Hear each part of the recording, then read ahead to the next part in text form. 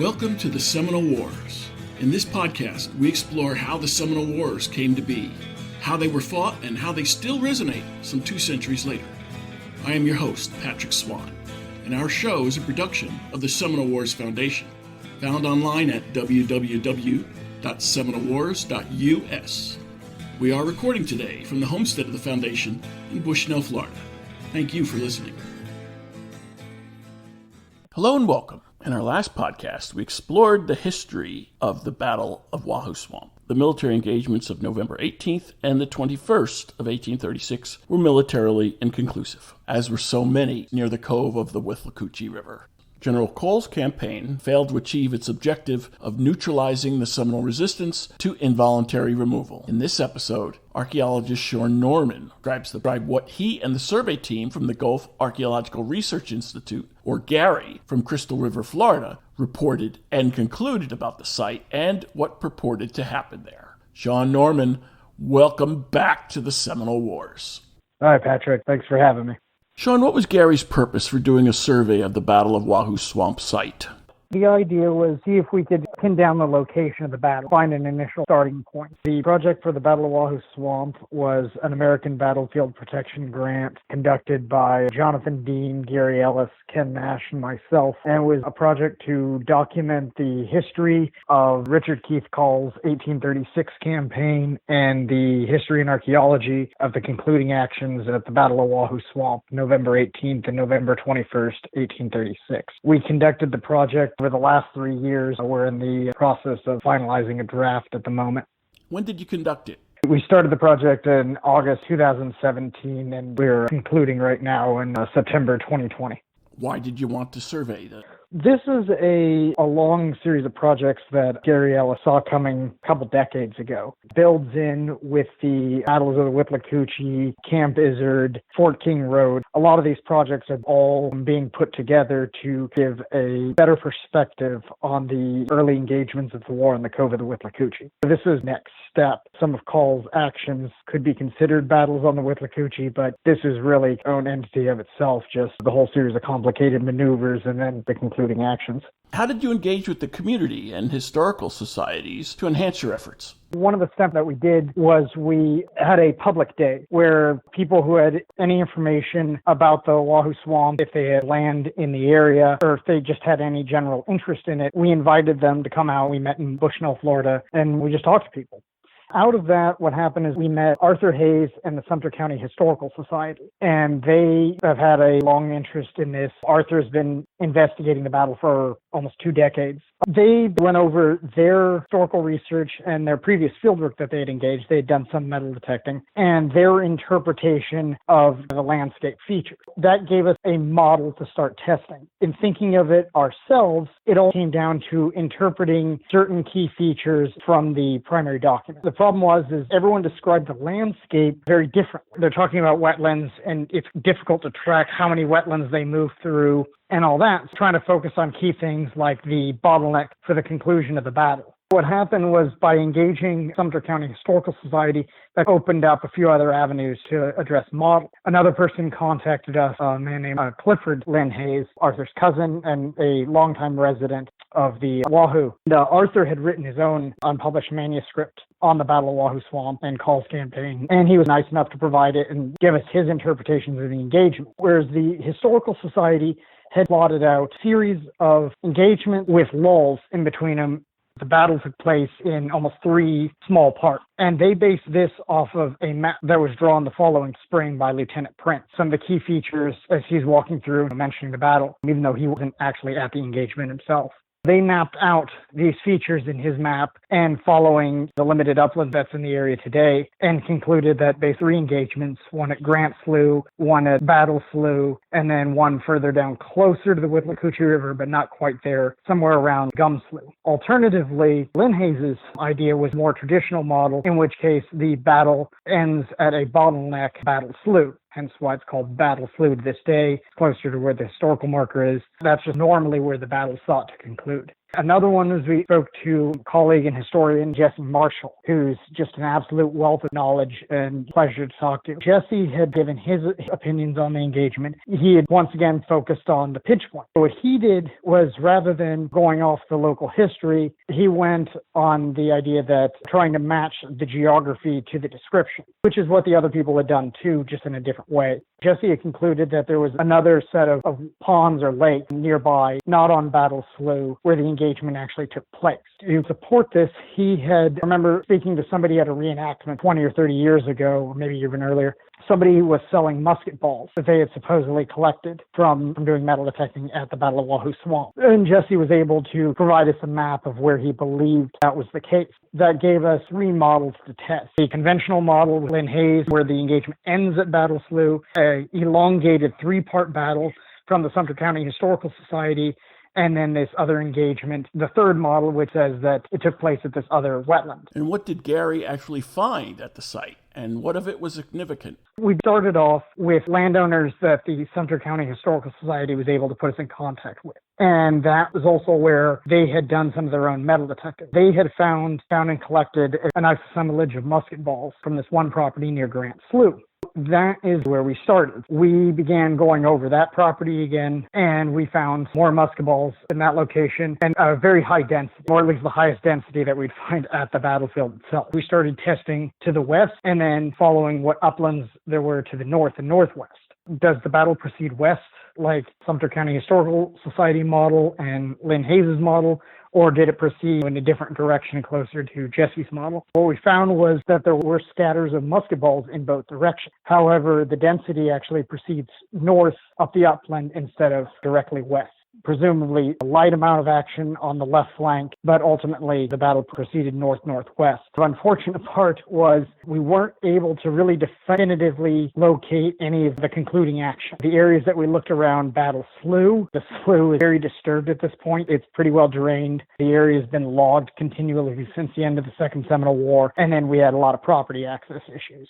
Some people were willing to let on the property, others weren't. We weren't able to find any dense assemblage of musket balls along Battle Slough. And then the same thing is when we got close to when we were trying to get to the wetlands or the ponds that Marshall had been speaking about, on the preceding island, we found one possible piece of shot, and that's it. Whereas at the wetland crossing before that, you actually have a relatively high density of musket balls, and then abruptly ends. It's either we found one wing of the battle, or this was the pinch point that we found. It could meet the criteria. It doesn't appear to be nearly as dense as we would expect. However, it's a wetland terrain, so we really didn't go too much into the wet areas. We would go into the soggy areas, but not into the standing water. So it's possible, and I would expect that anywhere where the final engagement occurred, you would have a lot more musket balls in the water itself. What do the various calibers of military rifle or musket rounds tell us? We had a low density of scatter to the west and then a moderate density of scatter heading up towards this one pinch point, but it doesn't quite reach the physical area described by Jesse Marshall. And that's where supposedly artifact collecting had gone on. With artifact collectors or looters, relic hunters, whatever you want to call them, it definitely disturbs the signature because this is a very ephemeral site, right? You know, this is essentially, you're seeing the trace of one day's action, maybe 2 days' actions, where parts of the November 18th and parts of the November 21st battle would have overlapped. Despite the fact that they're literally throwing out thousands of pieces of lead, it's a very, very light signature. It's not a homestead. It's not a fort. It's nothing like that. It's literally stuff essentially resting on the surface of that time that you're just kind of hoping doesn't get carried away. Natural movement of soil, logging, and then just general use and development of the land, farming, all does its damage to slowly erase that signature. How detrimental are relic hunters to the terrain signature for the battle? Nothing removes it faster than artifact collecting. It instantly, people are literally targeting the feature. Instantly, your archaeological record just goes away. And the problem is once the musket balls are removed, or even if they collect them and just displace them somewhere else on the battlefield, like somebody collects them and then decides at the end of the day, okay, I don't want these, I only want to collect these, and they just leave a pile behind. Well, if I find that pile, that now is giving me misinformation. I need to track the location of projectiles as best as possible, because you're looking at different features on musket balls, such as fired or unfired, or impacted or non-impacted. If you're finding unfired musket balls, those are often called drop shot. It shows the position of a shooter during the engagement, whereas if you're getting a lot of impacted shot, then that represents the position of a target. Normally, you would look for rows of ammunition, like if you were looking at Civil War battlefield, you would have rows of drop shot and rows of impacted shot, or a scatter of impacted shot with a row of drop shot. In an engagement like this, that is a moving battlefield, that is far more difficult to determine. I need everything that I can get to figure out battle position. We're having to do analysis of who was where based on the size and type of musket ball that we're finding. Besides the caliber and type of rounds that you found, they also tell you something else. The rounds tell us certain characteristics. The main thing is battle position. It lets us know where people were at, where the engagement was going at. In addition to that, the type of ammunition, whether or not the diameter of the musket ball, what does that coincide with? What caliber weapon is that being used with? And that's an indicator of who was there. Normally, you would attribute smaller musket balls to the Seminole, because a lot of them are going to be using hunting weapons, trade guns, a lot of fowling guns. Something that if you shoot a pheasant, it's not going to just obliterate the pheasant. You can still eat something. Those are smaller caliber weapons, maybe in the 40, 50 caliber range. Whereas the U.S. military is primarily using the Model 1816 Springfield and then variant 1822 modification versions made in Harper's Ferry. They're all 69 caliber weapons using musket balls that are about 0.64 or 0.65 inches in diameter. Those generally tell you the U.S. position. As far as the Seminoles firearms go, there's this quote from the Knickerbocker or New York Monthly magazine from September 1836. It says, "The Seminoles' rifles were as old as I ever saw and not as good as those now made. Their chiefs had good pieces and shot with great precision, but the common men had not much to boast over." From what you found on Seminole War battle sites, how accurate a description is this? One of the interesting things about this and side project that I've delved into was what types of weapons the Seminoles would have been using, because there's a lot of information that usually thought that the Seminoles are using state-of-the-art rifles acquired by Spanish or Spanish Cubans during the war, and this thought is fairly pervasive. On the other hand, Mahon has supported this rifle argument, but he has noted that there should be quite a variation. A lot of smaller caliber weapons, a lot of hunting weapons that they would have used themselves, not for military purposes necessarily. They would have also been using a long history of weapons. They would have been using weapons provided by the Spanish and the during the colonial period. And since, the Seminole are derived from the Creek, and then they're coming to Florida in different ways, that it's quite possible that some of these are weapons that had been received when they were Creek, and that some of these guns might, the ones that are at least being taken care of, are being handed down over time. What you end up with is a complete mixing of Seminole arms. One of the things we found there was a musket ball that was 0.7 inches in diameter. So that's too big for a 69 caliber musket by far. But that is something consistent that you would find with a Brown Bess at 0.75 caliber, or at least something equivalent, some large weapon that would have been a military weapon. It shows that the Seminole are not only using hunting weapons, but are also using these large, older colonial military weapons. The other things that we can look at with the shot itself is who's making it. The U.S. troops would have been supplied ammunition and pre-made cartridges, whereas the Seminole would have been supplied loose balls, loading them normally. So what does this mean for the size of musket balls or rifle rounds? That means they're also making some of their own ammunition. You can find mold seams and sprue attachment scars on musket balls. That sometimes lets us know who's in that position. For example, lead shot that had mold seam on it and it had a certain offset. It was offset enough to where the ball was no longer spherical, and you probably wouldn't have wanted to fire it out of the barrel of a gun. We were able to find several pieces with that same offset, suggesting that the same individual, or at the very least the same mold, had been repeatedly used in this area. There are always interesting aspects like that. And then there's the stuff that we found in addition to the musket balls. In trying to identify which rounds belong to which combatants, how much of a wild card are the Creeks with their own weapons and militia? Yes, and the thing is, this also would have gone for any volunteer militia units. It is highly varied as to what they use between different accounts. Militia and volunteer units may have been issued weapons by the state or territory. They might be issued weapons by the government, or they might have to furnish their own. And then you might have even mixes of those, because states did have their own armories, and they were allocated a certain amount of weapons based on certain criteria by the federal government. However, several wars are going on, and you might have your state-designated militias already deployed using the state-provided gun. You might have to have an alternative. You might be purchasing guns. And so sometimes you see accounts of where even units are given state-of-the-art weapons like Hall's rifle, limited use by the U.S. military. On the other hand, you might have even times where troops didn't want to use state-of-the-art guns. I think Chris Kimball has some good references on that. Same thing goes with Creek units. They are also a wild card as far as the weapons. Now, the thing that's noted when they were discussing putting together these Creek regiments, they did mention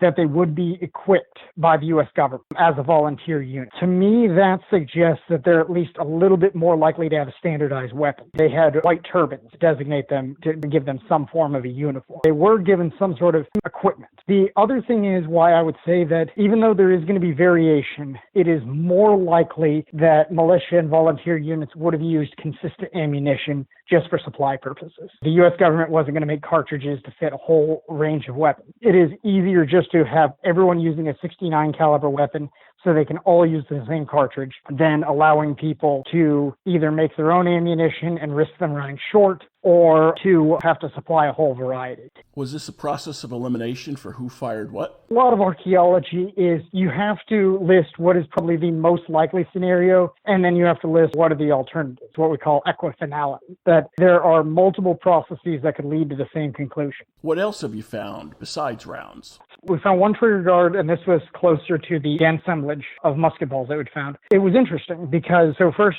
I wanted to see if I could get some measurements of parts of the bow and all that, and the whole trigger guard, and to figure out what it went to. It actually looked pretty similar to the trigger guard used on the model 1816. That's clearly what you would expect to find. That's by far the most common weapon at the battle, and that's what you would expect to see components of. I wanted to see if I could get some measurements from the Springfield Armory so I can compare it to what they had on hand. And turns out there aren't standardized blueprints just lying around. It was up to the jigs and such, the makers, and then the corresponding jigs at the armory to standardize their weapons. Alexander McKenzie, the curator there, pointed out one thing that hadn't even occurred to me at first, is that the trigger guard was brass. And all of the Springfield Armory and Harper's Ferry arms furniture is made out of iron. He asked around on his colleagues, and they determined that it was most likely an 18th century Spanish or Dutch military weapon. The way we know it's a military weapon is it has a swivel hole. So that's a little hole on one of the connecting pieces of the bow of the trigger guard, where you would put a little metal rivet or screw in there that would connect the bottom end of a sling strap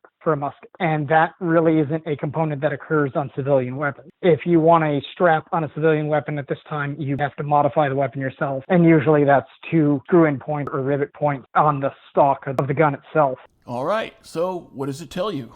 What this says is that this confirms that there are, in fact, older weapons being used at the engagement. When you think of Spanish associations with the Netherlands, well, up to the early 1700s, Spain owned portions of the Netherlands, and then you get the various engagements in Europe, such as the War of the Spanish Succession, where they eventually lose that, but they still have spirit connections. They're still maintained throughout most of Europe. And the Spanish contract a lot of other countries to make their weapons for them. We don't know the exact age on it, but it suggests that it's at least 40 years older than the battle. This gives some credence to the longevity argument. This is an old colonial Spanish weapon. At the very least would have been a 69 caliber, but easily could have been a 75 caliber. This matches what we see as a large bullet. So more than likely something the Seminoles would have used. Yes, it's possible, because that clearly wouldn't have been a U.S. military weapon, but there is an outside chance that a Creek or even a volunteer could be using it. You do hear a lot about Seminoles being essentially provided trade guns. You have the guns that would have been available in the trade stores. Those are usually kind of cheap weapons. As parts of some of the treaties, they were sometimes given weapons. Quality definitely would have varied. Problem is, a lot of this isn't like really hard sources, but I've heard that the Native Americans in general tended to be harder on their guns, usually not cleaning as well or as often. And then Seminoles also, from what I understand, would not necessarily use ramrods as frequently, and tended to load their guns by dropping a ball or sometimes spitting a ball into the barrel and then pounding the butt of the gun on the ground, knocking the ball down. And so you do hear stories that these weapons could be well used.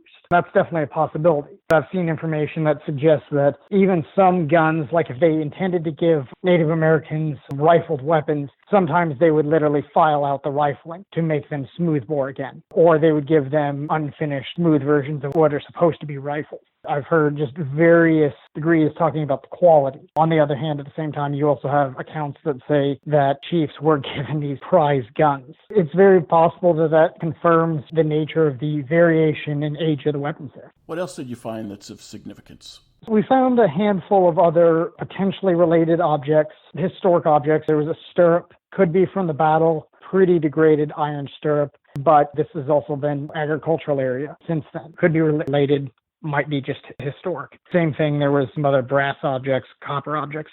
However, one thing that was distinctly from the time period would have been what we call Kaskaskia point. That is a rolled brass arrowhead. It would have been made out of some sort of cut up sheet brass from like a bucket and then rolled into a little cone. In addition to that, there were other Native American and prehistoric components there. We did find a limited quantity of Seminole brushed pottery, which coincides with the Central County Historical Society's use of that map, where part of it highlighted that the battle would have proceeded through some Seminole agricultural fields. The amount of Seminole artifacts that we found suggests that they were definitely in the area, but that itself was not a village, which meets with the accounts that you would have had that small village where the November 18th battle started nearby, and then there would have been much larger villages such as Jumper's Village also in the vicinity. This would have been side land for them, and that's what the limited amount of ceramics suggests. There are a series of prehistoric sites. Both the landowners had already identified that. We were able to track more. The prehistoric sites are a good sign of Seminole activity because Seminoles reoccupy these sites, often for the same reasons, usually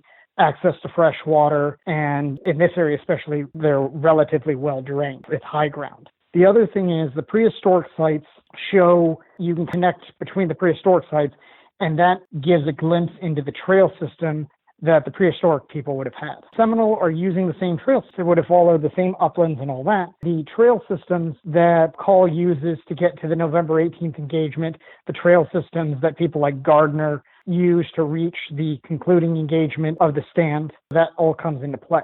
How significant to your survey was the non-cooperation of certain landowners who did not give you access to their property? What kind of gaps did that cause? Definitely makes or breaks finding the full bounds of the battle. We got a decent part of the action, but we weren't able to really get access to properties east of where we started on Grant Slough. This would have encompassed the entire area where the November 18th battle would have taken place, prevents getting to see the start of the November 21st battle. We were having to use Grant Slough as starting place. We assumed that there was action beforehand, but this is the basis for where we see the troops move. Luckily, it's a good point landscape-wise because it's where troops would have had to make the decision in which direction they were going to go, whether or not basically they were going to go follow uplands or whether they were going to go directly into wetlands, to which it looks like they did actually a mixture of both. It really does put a hold on getting to see the entire battle. And then it means that we don't get to see any evidence of where people moved in and out of the battle, or at least the U.S. troops moved in and out from the east or southeast. And then the same thing with access around Battle Slough is the more areas you can check, the more likely you are to find that portion. It was definitely a limiting factor. And that's why I wouldn't say that we completely located the bounds of the battlefield or anything like that. What we did is we helped confirm the general location and assembled the history on it while leaving recommendations for what future work can be done. Why are landowners reluctant to give you access to their property to do a survey? A lot of it just comes down to privacy and land access rights. Property is probably the most important value in American society, property ownership. And so people take that seriously. Given the modern political climate, people are a lot more suspicious of other people coming onto their land. You have lots of misconceptions that the government wants to take your land. If you find an archaeological site, sometimes people think that that really limits what they can do on their property or that their property will be commandeered by the government. Of course, none of that's true. The state is actually usually trying to get rid of land. They don't really want to buy any more. They have to offer you fair values. And again, they can't just take land from you like that. Having an archaeological site on your property usually doesn't limit anything. Anything that would require archaeological work would have already triggered other wetland permits and stuff like that. So usually that's more of an issue of larger developments, and that's something that they would still have to go through the process anyway. If that land to the east was going to be turned into a neighborhood, they would still have to have archaeological work done with or without me on the property. It's just part of the area we're in. Some people were absolutely thrilled to have us on the property. Some people really don't care, but they don't mind. Some people are just thrilled and just want to know all the information that you can tell them about their property. It varies. We try to let people know what our plans are, what agreements we can make with them. We're happy to openly discuss ownership of artifacts and work out whatever deal is most amicable to them. It just doesn't always work out. What was your overall Cocoa finding? The idea was incorporate terrain into this. We were able to work that into our map. And we were also able to use the terrain to get a possible idea of maybe what the Seminole were doing during the engagement, since they're not really represented in the written literature. We produced a Cocoa map for each side. And essentially, the way we interpret it was that you have a battle line that's facing southwest to northeast along this bend in the hammock. And the U.S. troops advanced from there. You got the Creeks on the left, Tennesseans on the right, regulars and Floridians in the middle. Battle line just gets sheared away. The Tennesseans end up just going straight into a wetland. So that's where the accounts of the chest-high water and all that are coming from. They just walk straight into mud and were removed from the engagement. They were likely chasing the Seminole, and the Seminole diverted them over there. Additionally, it could have also been just the sheer number of people on the landmass and only so much dry ground to go around. And so some people ended up in the swamp. But nonetheless, they get diverted and keep going away. The creek, on the other hand, probably stayed on more the dry ground to the south and west and were able to at least maintain some vantage point over the way the battle progressed. It's quite possible that they over-pursued and went too far and maybe even had to backtrack up to get back to where the final defensive stand was. And then, meanwhile, the regulars are actually the unit that follows up the peninsula. So that's where we see a moderate density of projectiles. What are you able to tell us about the Indian path that the Indians took that crossed the river to the other side? This would have been some of the limited high ground in the middle of the swamp, right in between the sloughs. And they would have followed that. The trail that Gardner uses to eventually get to the concluding position would have been a Native American trail that would have been in this portion of the battlefield. So we weren't able to really identify where the concluding engagement took place. I have an idea of where this trail was. You definitely have the large uplands we were given complete access to. There's just one gap in between uplands that we weren't really able to address. Unlike today's federal government that builds bridges to nowhere, the Seminole did not go down trails to nowhere. If it reaches a river, one must presume that they actually crossed the river and went to the other side. The Seminole would have used a trail on this network of prehistoric trails to get to that wetland. They would have known the crossing points. It is not a retreat. It was an intentional withdrawal to a defensive position that they led them into this. The Seminole were able to retreat to the defensive position. There was clearly some way of getting across. The Seminole have amazing abilities to traverse water, especially relative to the U.S. regulars and the volunteers, but they're not magic. And yet the Army was reluctant to send a force across the river. Why do you think that was? I'm quite sure it was an optical illusion as to how deep it was, and I think a lot of it was the trepidation of the soldiers to cross the water, because in every engagement before this, water was a very, very bad thing. That usually was the concluding part of the battle anyway. We don't know precisely why the Seminole crossed the river there. However, Cocoa can provide us with some clues. Going back to the Cocoa on the Seminole perspective, the way we view it was not that the Seminole were ever really being forced back. They had probably sustained a fair amount of losses, particularly Cloud's unit was sustained a significant amount of losses in the November 18th engagement. It was pretty harsh fighting for several hours. But the idea here appears to be that they were trying to slowly divert and shear off portions of Call's force as they get farther and farther into the Wahoo Swamp. That comes with some way of diverting the Tennesseans out into the middle of nowhere. So the Tennesseans, who are probably the slowest moving through poor terrain, they get completely removed from the action. So after the initial volleys and the initial fighting in the hammocks, the Tennesseans don't get involved in the rest of the battle. On the other hand, the idea was to slowly whittle away portions of Call's unit and to draw them into defensive positions like the other final defensive position. The other thing is you have Seminole also trying to block and defend some of their villages. If the Tennesseans had continued far enough north, they might have actually wandered into Jumper's village. However, it's quite possible that Jumper would have had a small reserve up there to protect the village. Unlike the small village that was burned on November 18th, Jumper's village was probably significant. The other thing is there's the impression that Jumper may have been waiting farther to the south as well with other units ready to ambush anyone who comes through that area. However, they weren't really engaged, and most of the action instead goes against Cloud's force at that defensive stand. From this, you can draw some conclusions about Seminole actions. It looks like the intentional use of the landscape by the Seminole to gradually weaken what was presumably a equal-sized or larger force. Earlier, you talked about Jesse Marshall and where he posited the major action took place. How much can Cocoa support that? The two-ponded area that Jesse mentioned is the most accurate, at least physiographically. To me, Battle Slough doesn't really meet a lot of the criteria, but again, Battle Slough has been pretty significantly altered in the last 200 years. What kind of workarounds did you devise to deal with this? What we could do with the property, especially where the properties where we found most of the musket balls, is my coworker and I walk in just slightly different bearing from the same point and walk through a completely different number of wetlands to get to however far we were going. It really depends on a person's path as to how many wetlands they go through.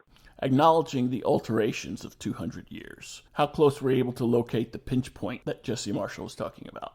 Yes, we did find a natural upland going through the area that eventually just abruptly stopped. I can definitely see trails going through there. Now, the area has been cleared nowadays. It's largely devegetated. Rocks have been moved around and such. The landscape has been shifted a little bit. But we were able to find the general upland, but no, not necessarily a concluding pinch point. There are several landscape features that are possible, but nothing that's absolute. What unexpected insights did you gain from this survey? Some of the interesting things that I realized was going into this, I had always thought of the Seminole Wars as a series of generals operating under their own plan. You had Jessup constructing forts like Armstrong and Dade and Foster, and that seemed like, okay, that must have been his plan. And Scott has this complex campaign of three armies coming into the same area. Later on, you get Zachary Taylor and you get the square system and the forts. But what I kind of realized, especially when you read the military correspondence, is that there was a lot of continuity on the war. You do have problems with other wars going on. So the fact that the same troops are required in both Alabama and Florida simultaneously, and a lot of the same officers, there is still an overall plan. That's something that was really clarified for me, that Call was not just allowed to go out and do what he wanted, that he was still given instructions from the interim Secretary of War at the time, Benjamin Butler, that he was supposed to establish these depots in certain places. Now, after that, the mission was pretty vague and just removed Seminole from the cove of the Withlacooche. There was a certain amount of consistency. Things like the formation of the Creek Regiment. That wasn't just a spontaneous thing that happens under Call. This is organized by Jessup and something that had been already discussed under Scott, and probably actually preceded the war and been discussed in other engagements as well. There was just a greater deal of continuity than I expected. How much did working with the community aid your project? That's the great thing that you've seen in this podcast is there's just a ton of people have a wealth of knowledge working with the local community and working with other historians. Some of these people are full-time Seminole Wars historians. Some of these people are part-time. Some of these people just have good local or traditional knowledge. And that's really made this possible, is getting to talk to local historians and local people who just lived in the area, getting their information on. You do have some regrets, though, for this survey. We really weren't able to fully validate or invalidate any of the models because we didn't fully assess the third part of the engagement described by the Sumter County Historical Society. We weren't able to find a definitive concluding position. But we gained a lot of knowledge by talking to these people and hearing their perspective. And it's also a nice way of getting their information out. Some of these people have a lot of good information. It just may not ever really make it into any historical analysis. This gave a way to highlight some of their interpretations and gave us a lot of information moving forward.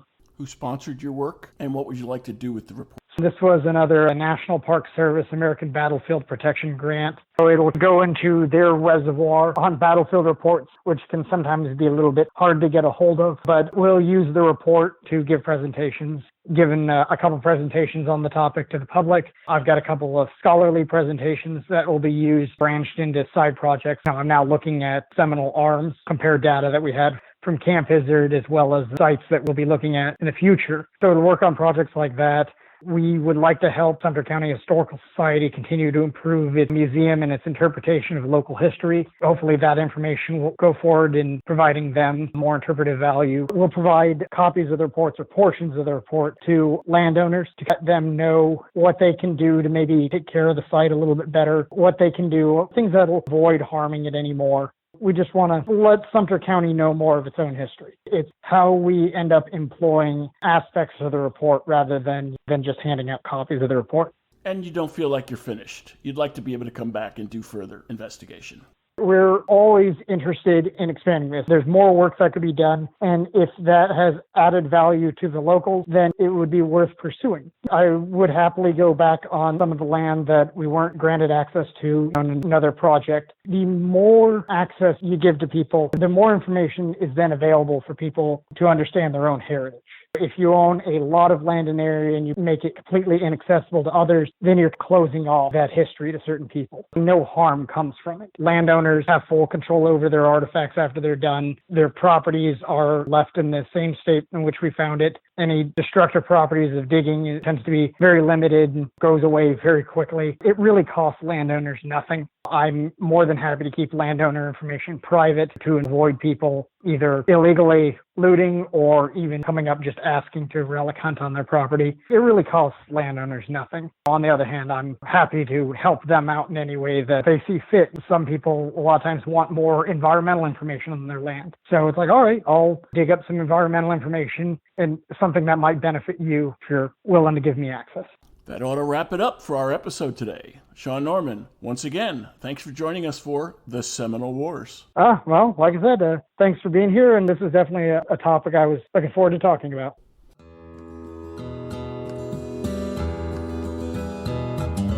If you enjoyed this show, please take a moment to like us on Facebook at Seminole Wars Foundation. Leave a review on iTunes or your favorite podcast provider.